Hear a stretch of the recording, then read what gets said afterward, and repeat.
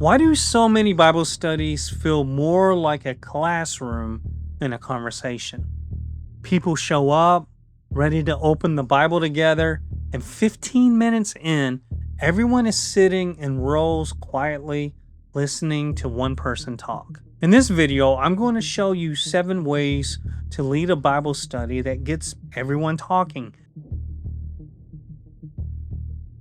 Way number 1, be a guide, not a teacher. Most of us got handed a group and told to go lead the Bible study. So we did the only thing we have ever seen anyone do. We prepared a lesson, stood up front, and taught. And here's the problem with that. A teacher delivers information. A teacher does most of the talking. A teacher answers every question and carries the whole hour. A guide, on the other hand, works differently. A guide sets the direction, puts up a few guardrails, and then walks the passage with the group instead of lecturing at them. A guide doesn't need every answer. A guide just points to the scripture and invites the room to dig in together. Now, here's why this matters way more than it sounds. When your group only ever sits and listens, they never actually learn to open the Bible on their own. You're modeling how to sit through a lesson, not how to feed yourself. That's a big deal because passive groups are a huge reason why so many believers never learn to read the Bible or pray on their own. But the moment you start guiding instead of teaching, 2 things change. The pressure comes off you because you're not carrying the entire hour anymore, and your people start reading, asking, and discovering for themselves. Way number 2, one main idea, many blocks. When we sit down to prepare, most of us do the exact same thing. We write out one long lesson, beginning to end, and plan to deliver it all at once. The trouble is, a long, unbroken block of teaching is the fastest way to turn a room silent. People can only absorb so much before they check out. So try this instead. Give your lesson one main idea, and then break that idea into short blocks. Each block makes one point that ties back to the main idea, and then you stop and let the group talk about it. Think of it like planting seeds. You don't grow the whole garden in one hole. You plant one seed in this hole, you plant another seed in that hole. I learned this the hard way. I remember leading a young adult Bible study. I had Greek and Hebrew words, background information, explanations of theological terms. I had 5 pages of notes ready to go. Within 10 minutes, eyes were glassy and people were looking around. There was no participation but mine. When you cram 5 big points into one long speech, people get overwhelmed and tune out. When you give them one small point at a time and let them sit with it, the energy stays up and this conversation keeps breathing. And honestly, your prep gets easier because you're not writing a lesson anymore. You're planning a conversation. Way number 3, include participation activities.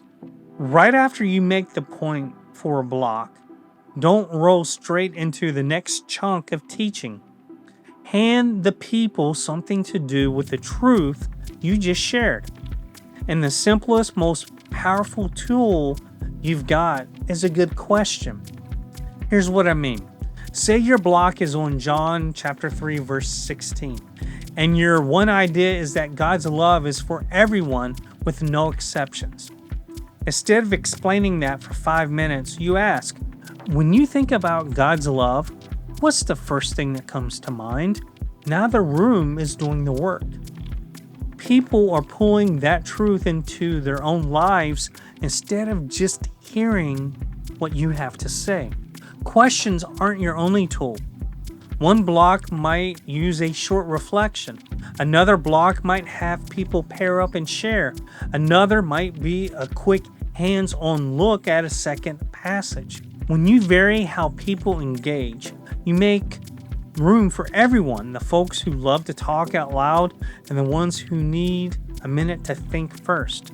You introduce the truth, you set up a simple way to explore it, and then you get out of the way. Way number 4, vary the flow and format. When people sit in a circle and do the exact same thing for 60 minutes straight, their energy drains right out of the room. Remember, most of your people showed up after a long day of work. If the format never changes, they fade. So change it every 10 to 15 minutes.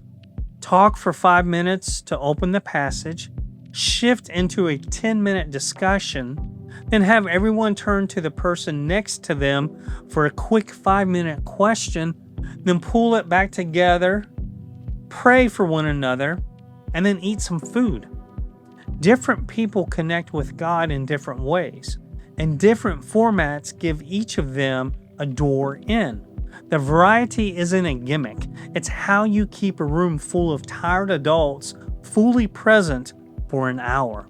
Way number 5, embrace the quiet moments. This is the one almost every leader dreads. You ask your question and nobody answers. The room goes quiet.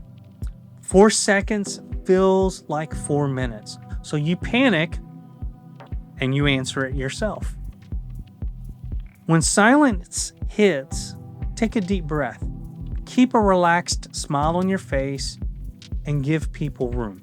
Count to 10 slowly in your head. Most of the time, silence doesn't mean your question missed. It means people are thinking. They're working out what they actually believe and building up the courage to say it out loud.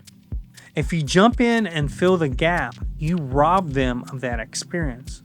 But if you wait, someone will speak. And once that first person speaks, the rest will follow. The quiet isn't the enemy, it's the runway. Way number 6, manage the conversation. Now, the opposite problem. Sometimes the issue isn't silence, it's one person who answers every single question and talks for 10 minutes straight. Usually they're not trying to take over. They're just excited to be there.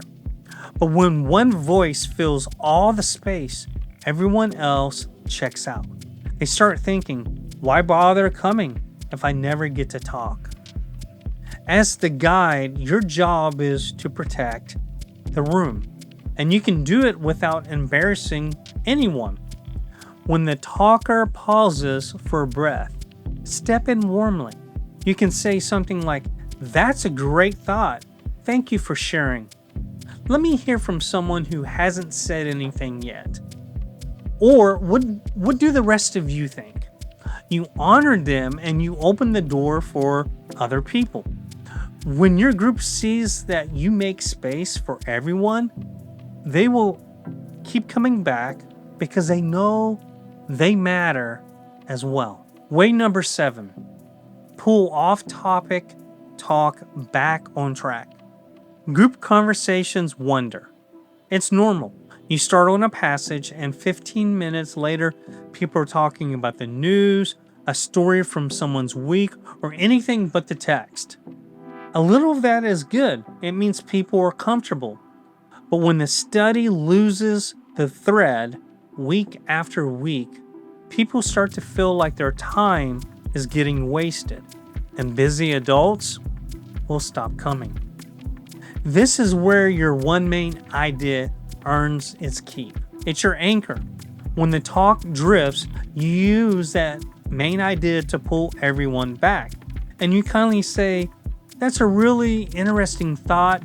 I'd love to talk about that later, but let's get back on topic." You're not scolding anyone. You're respecting their time by keeping the group pointed at the one thing they came to learn. So here's your next step. Before your next Bible study, don't write a longer lesson. Do the opposite. Pick one main idea, break it into a few blocks, and write one good open-ended question for each block. That single shift will do more for your group than another hour of prep ever could. If you appreciate this type of content, take a second and hit that like button. It helps more church leaders find this channel. And before you go, I want to hear from you.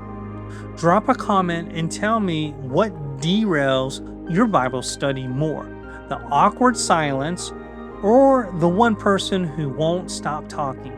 I read every comment and I love to know where you're at. And make sure you subscribe if you haven't so you don't miss any future ministry videos. Thanks for watching, and I'll see you in the next one.